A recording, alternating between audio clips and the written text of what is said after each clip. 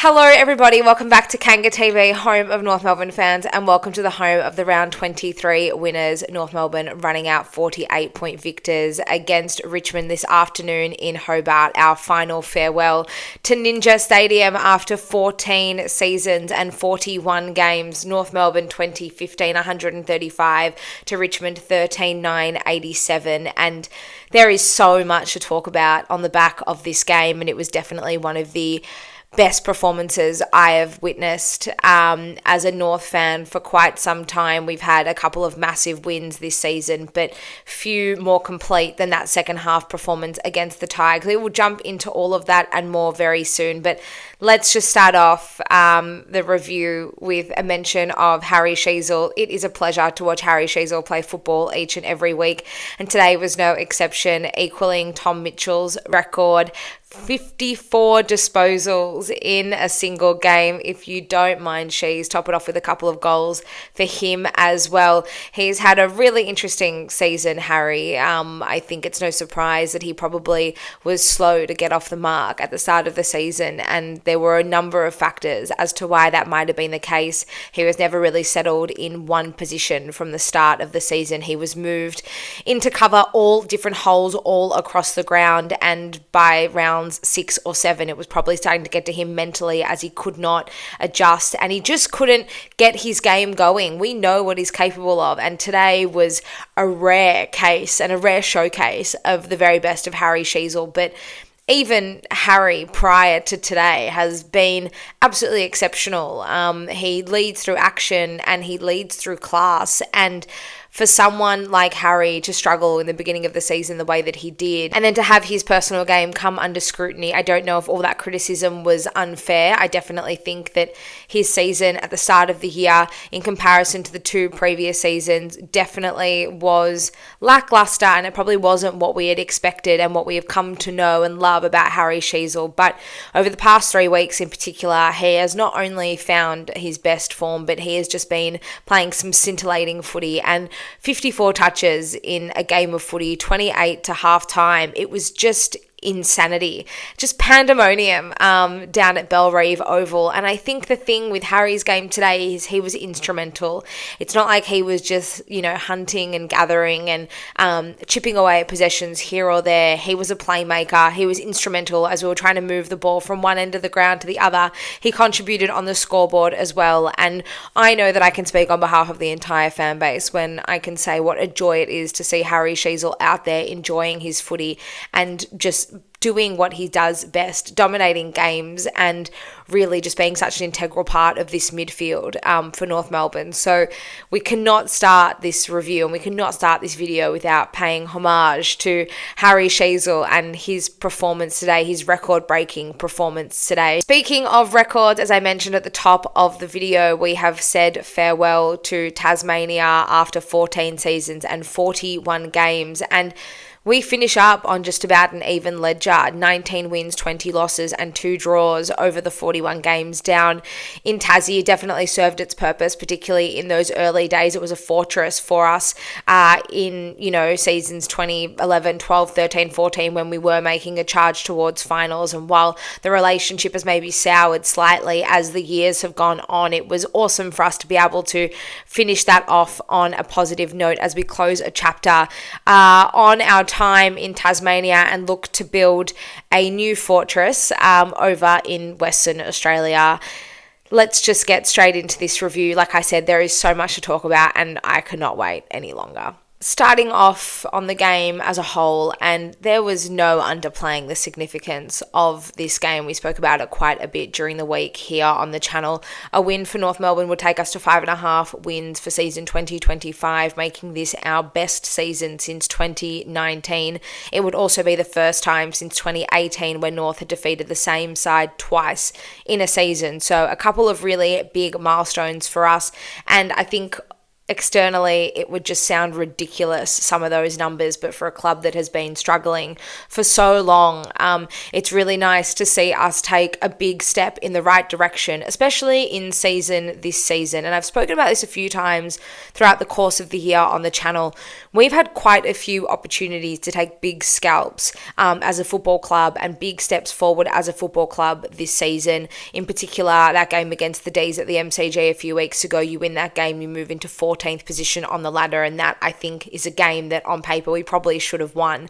And so to come away not winning that game and just being quite flat, to be honest, throughout that entire performance was just one of a few examples where I felt like mentally we probably failed to take that step. So heading into this game, where Richmond, I'm sure, would have been looking at this as well and thinking this is absolutely a game we can win, for us to not only win the game but to win it convincingly and to finish off the game in the way that we did.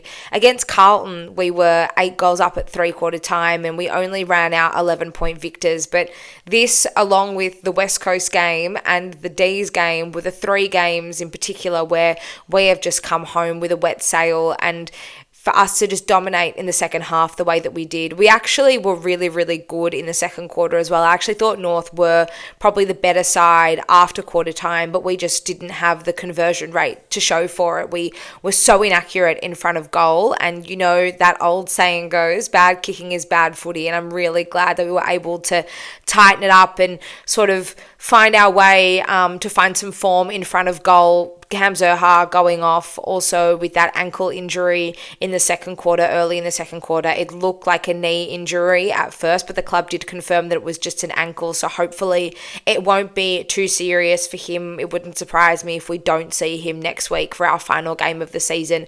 Maybe just put him on ice for the year and then get him fit and raring and ready to go. Despite the fact that he did go off in the early parts of the game, I did want to talk about Cam Xerri off the top. He was the one in the first quarter for me that really looked to be creative and really lively up forward. He looked to be trying to do anything he could to find avenues to goal, be it himself or to help out his teammates. He did score a goal. It was his 38th goal for the year, making 2025 Cam Xerri's best year in front of goals. And I think that he should be in the discussion for our Sid Barker medal come end of season. I think he has had an unbelievable year, and I think the way the forward line has functioned as a whole, and we speak about this a lot on the channel, but I think the way the forward line functions as a whole, the inclusion of Jack Darling into that forward line has probably benefited Cam Xerri the most of any other forward in there. It really allows him to play a genuine mid-sized forward. It gives him the right matchup rather than forcing him to be the second tall next to Larky, and the return that we have seen from him speaks for itself. I think he's been unbelievable, not just in front of goal, but his marking and the way he can outwork his opponent time and time again has been awesome, but his tackling pressure is just as good. His disposal numbers are just down on last year, but I think what he's able to do with ball in hand is more valuable than the numbers that he is putting up on a week-to-week basis. Just 3 games this season where he has gone goalless, and he's played every single game for 2025 in North Melbourne. So it'll be a nervous wait to see what the damage is for Cam Xerri, but I had to just mention him because I think his season as a whole has been outstanding. He was really, really superb in that first quarter again today, and he'd be one to watch come best and fairest night for me. Standing up in the absence of Cam Xerri was his partner in crime, Paul Curtis, with a career best 5 goals fresh off a 1-week suspension. And Paul Curtis was back to his brilliant best, including goal of the year, if you don't mind, from the boundary. I actually could not believe what I was seeing when that went through. That third quarter was party time, and it was topped off with that incredible goal from Curtis. The one thing that I have to say about this forward line in season 2025 is there's always one forward that is stepping up to the plate and delivering. If it's not Xerri, it's Curtis. If it's not Curtis, it's Larky. If it's not Larky, it's Jack Darling. And if it's not any of those guys, then it's Cooper Trembath. With another 3-goal haul in his second game of AFL football, I think that there is no doubt in my mind he has earned himself a contract for 2026 and potentially beyond. He and Zach Banch were only awarded 6 month contracts each. And I think Cooper in the past fortnight has shown that he could be our missing piece to the puzzle in the forward line. What a find he has been. He plays with such confidence. He really backs himself in, a good set of hands, and gets some really, really nice help from those around him as well. So there's no doubt in my mind that he will be on the list in season 2025. I would also like to consider Jordy Payne for a contract next season as well. I thought he was really good last week on debut, but this week I thought he took it up a notch. I love the defensive element that he adds to that forward line, and I think for me, if it was between him and Cooper Harvey, while Cooper Harvey has looked really exciting in previous games in season 2025, I just think Jordy Payne is a little bit more of a complete package at this point. I think that Cooper Harvey, on comparison, maybe is a little bit one-dimensional. We know what he can do in front of goal, but he doesn't work hard enough for me to win his own ball around the ground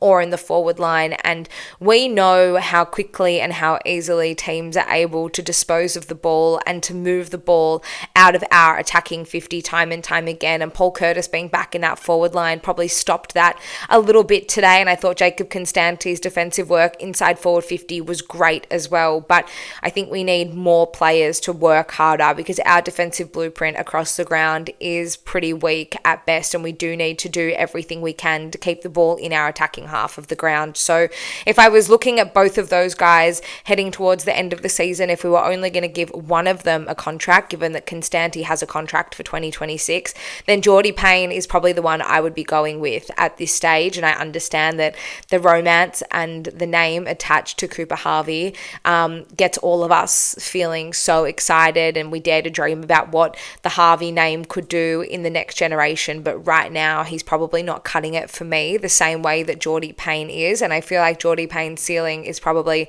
a little bit higher than Cooper Harvey. I know we have a game left in hand, but if we're looking at the forward line now and the guys that have rotated through there, that's probably the decision that I would be making at this stage. While all of the praise will go to Harry Sheezel on the back of today's game, and rightfully so, we do need to touch on LDU. And I think this was also one of, if not the best game I have seen from LDU in the blue and white. He finished today with 40 disposals, 7 tackles, 10 clearances, 3 goal assists and a goal, as well as 12 inside 50s to top off what was a remarkable day. LDU's strength really shone through in the middle of the ground to me, and I felt like not only was he instrumental at clearance, but it was what he was doing with the ball on the follow-up as well. So often we see LDU taking the ball out of the middle of the ground and just hacking a kick forward into our 50, and it usually results in a turnover. But today I just felt the way that he was able to not just win the ball out of the middle of the ground, but how he was disposing of it in the follow-through was just outstanding. I thought he was so strong. His body work is incredible. He was instrumental in moving the ball from the middle of the ground forward of the ball, and I just loved everything that I saw from him today. Looking at his 7 tackles as well, usually for LDU we're not used to seeing him running both ways, and I think that has been a knock on his game for a lot of people for quite some time, but this really was a complete game from LDU, and I thought him and Sheezel to combine the way they did was absolutely outstanding. And I don't think that you can sing his praises enough. And while that game in isolation would be one that would be talking about for weeks and weeks to come, unfortunately it was, well, not unfortunately, but it was overshadowed by the performance of Harry Sheezel. But I did want to touch on that game from LDU. I also quickly want to touch on Colby McKercher, who has just continued his run of excellent form since the first Richmond game back at the MCG at the start of May to where we are now. He is just phenomenal, and the way he backs himself in, I haven't seen a player play with so much confidence for North Melbourne for quite some time. The way he breaks lines, particularly moving the ball out of defence, I thought was really, really important for us today. We're obviously missing Riley Hardiman, and I don't really feel like Bailey Scott filled that role well at all. I didn't really think that Bailey Scott had much of an impact on the game whatsoever, so the way Colby was able to do it. I also thought that Caleb Daniel was quite good today. Caleb Daniel definitely has come under a lot of scrutiny this season, and I definitely can put my hand up and say that I'm still not 100% sure where I sit on his season as a whole, but I really, really liked his game today. Allowed Colby McKercher to be the one to take most of the kick-ins, and usually the ball would come out to Caleb Daniel and it'd be a 1-2 between the two of them, and I thought they actually worked very well as a pair together to move the ball successfully out of our defensive 50 time and time again. Same with Tom Powell and Finn O'Sullivan. I thought both of those guys, their composure under pressure was just outstanding. Finn O'Sullivan, I think, is one I really want to talk about. I think the way he has grown into himself and into his role as the season has gone on.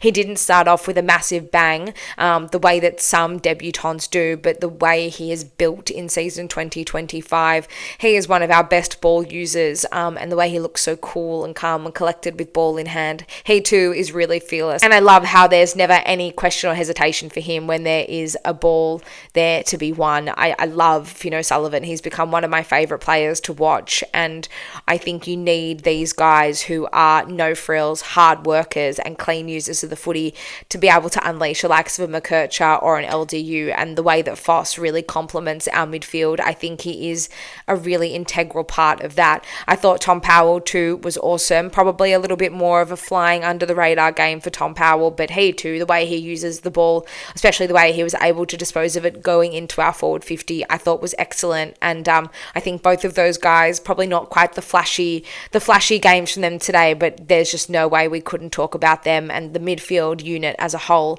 I thought was excellent. A big reason as to why our midfield was able to flourish was thanks to the work of Tristian Xerri, and he too was back to his best today. 40 hitouts, 22 disposals, 6 clearances and a whopping 17 tackles. I don't think I have seen a man throw their weight around a football field quite the way that Tristian Xerri does, and he really is such an important part to this lineup, and it's so obvious the hole that he left in those 3 weeks that he was out of the side for. The physicality of him, it's something that we really, really need in this side. Like I mentioned before, we do really lack defensive blueprint at the best of times. So for him to set the standard in the middle of the ground from the moment the ball is bounced is just phenomenal. And he is not afraid to throw his weight around and to work his way around the ground and try and outwork his opponent. Him and Toby Nankervis have had some pretty famous battles over the past 20 months, and this was just another one to add to that.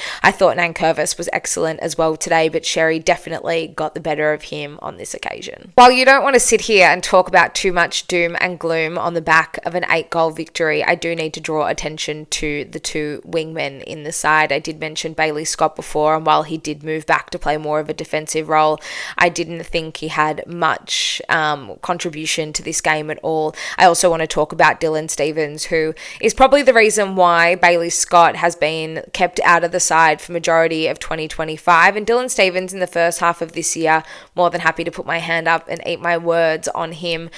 He definitely did start the year really, really strong, but I feel like his game has probably regressed in the past 5 to 6 weeks, and I really struggled today to understand what exactly he was contributing to this side. I feel like physically he probably wasn't imposing enough. I don't find him hungry enough to win his own ball, and he did turn the ball over a number of times in the first half in particular. And while the game did open up in the second half, and while we probably did dominate play in the second quarter despite not having that reflected on the scoreboard, I just felt like there were quite a few silly mistakes from a guy who should really be taking ownership of that wing role, and as sort of more of a mid pushing towards a more experienced player now. I know the numbers don't really show for it, but the past 5 or 6 weeks, like I mentioned, I've failed to see where his game is sort of heading. I feel like it was very clear that he had cemented himself in the best 23 in the first half of this year, probably in the first 3 quarters of this season, to be honest. And I do think he can refine that form, but right now I'm probably not quite sure where he sits. And I'm looking at that wing position ahead of next season and looking at Zane Dersma, who was dropped ahead of this game, and thinking that's yours for the taking now.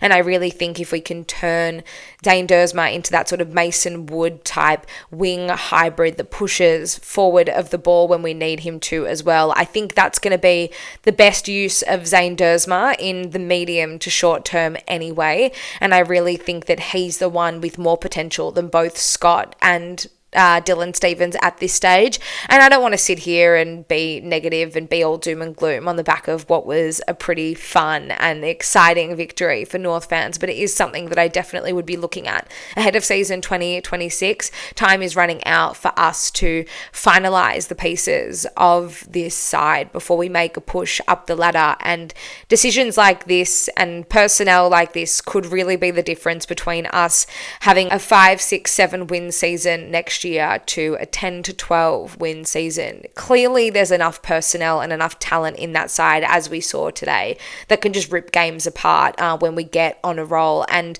the defence, I thought today, worked very, very well as a unit to support each other. Tom Lynch tore Toby Pink apart, unfortunately, in their rematch, but I thought the way that Griffin Logan, Charlie Comben were able to come across and help him as required was excellent. And that's what teamwork is all about at the end of the day. And that's how we get better as a unit, is everyone helping out and playing their part and playing their role and helping our teammates when clearly it is required. And I thought the three tall defenders worked so well together to be able to cover ground where required. So I think we just really need to look at the structure, and I think we really need to look at the personnel in there. And while I do think a strong and sound structure should be able to have players rotating through it, not a problem. There's definitely room still for improvement, and those are a couple of positions that I would be looking at ahead of 2026 and looking where we can progress our list on an individual basis. Just a couple of other players I want to touch on before we look ahead to our final game of the season, and it was a very welcome back for Jai Simpkin. I thought his first half was outstanding. I thought that he was excellent along the wing, and I thought he was just really outworking his opponents, and there were a few moments in there where he really just stood up and led the way he needed to. His goal as well in the first quarter was excellent. I also want to touch on George Wardlaw. I thought George's game was great. I think what is so impressive about George is the way he just throws himself at the footy time and time again. I know we all maybe shudder a little bit anytime he looks to stick his neck out and maybe looks like he's coming off second best in a contest, but that's something that we love about George, and hopefully we can find a way to protect his body while still being able to bring out the best, most aggressive football in him. I think there was some criticism around George, particularly in the middle of the year, that maybe he wasn't getting his hands on the footy enough, or he wasn't being efficient enough with his disposal. But for a side that, like I mentioned a few times already in this video, we've spoken about a few times across this year, that lacks defensive blueprint and probably lacks players with a lot of drive and desire to go for the second and third attempts. He is someone you want in there to be the barometer and to be the guy to set the standard. So I thought that both of those guys were also great today and really played their part. Simpkin probably faded a little bit after halftime, but that's when the likes of a Harry Sheezel and an LDU and even a Tom Powell really stepped up. So it's really, really nice again to see these guys being able to interchange and different players to step up when the situations demanded of them. And that is what a full team performance really looks like. I thought today most of the guys stood up and played their role. Even Matt Whitlock was able to chip in. I thought he was a little bit quiet. I know starting as the sub maybe isn't the best thing for your confidence, but he did play a solid 3 quarters, and he probably struggled a little bit to get himself in the game and get himself into the positions required, but a little bit of a crumb off the back late in the game to secure his first goal in AFL football I thought was awesome, in the way that all the boys got around him I thought was great. I thought Jack Darling's body work to allow Trembath and Paul Curtis to really be able to thrive was excellent, and his backflip and landing on his 2 feet was awesome. I really don't like Jack Darling having to take the ruck contest. That is the one thing I will say. That's probably the one knock I had on the structure of today. Opting for Whitlock over Goad meant that JD was taking the ruck when Sherry needed a little bit of a break, and while it's not that much game time, I just think that Jack Darling forward is a lot more dangerous when he's allowed to play 100% of game time there. However, the way that Cooper Trembath was able to step up in his absence, and Paul Curtis, of course, chipping in with his 5 goals, it didn't really make too much of a difference. JD was still able to hit the scoreboard with another goal of his, and like I said, it was party time down in Hobart, and it's really, really nice to be sitting here in round 23 with a big smile on our face 12 months ago, we were sitting at Marvel Stadium for our final game in Melbourne, and it was a 96-point loss at the hands of the Western Bulldogs, and that was followed by a 124-point loss to Hawthorn in Launceston the week later. So for us, 12 months on, to be able to sit here this late in the season, to have such a great win like that, I didn't know how today was going to go. I thought it really was a 50-50 game, and I saw a few things floating around on social media during the week that nothing less than a 5-6 goal win would cut it, and I just wanted to go out there and get the win. To be honest, I think that an 8-goal margin probably slightly flattered Richmond. I do think it's a game that we could have won, by 10 to 12 goals, but the way we were sort of able to steady the ship in the last 10 minutes and kick a couple of late goals in the fourth quarter and pull the margin back out to 8 goals is definitely a better result than what happened against Carlton after 3/4 time at the MCG in round 15.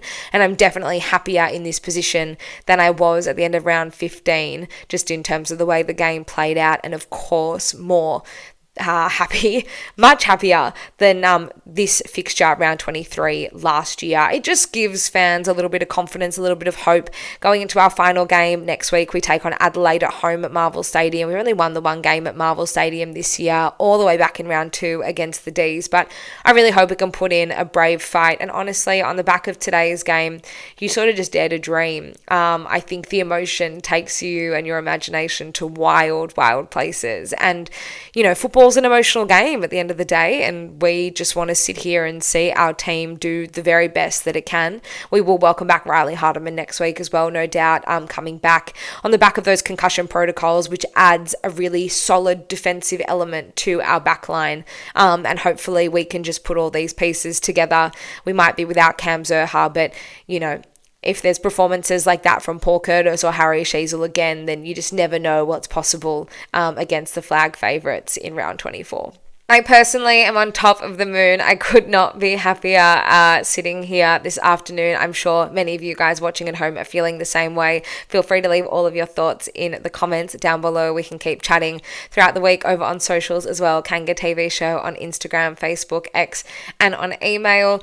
I can't believe it. We are heading into round 24, the final round of the men's home and away season for season 2025. It's crazy to think that we have almost covered an entire season here on Kanga TV. It's a pleasure to do this with you all week in, week out, and I'm really looking forward to doing it one final time. There will be lots to talk about ahead of our final game of the year here on the channel, and then as we look ahead to the trade period, and of course checking up on the AFLW as well. As always, I look forward to doing all of it with you here on Kanga TV. Thank you guys again so much for your support, and I will see you all during the week. Go Roos.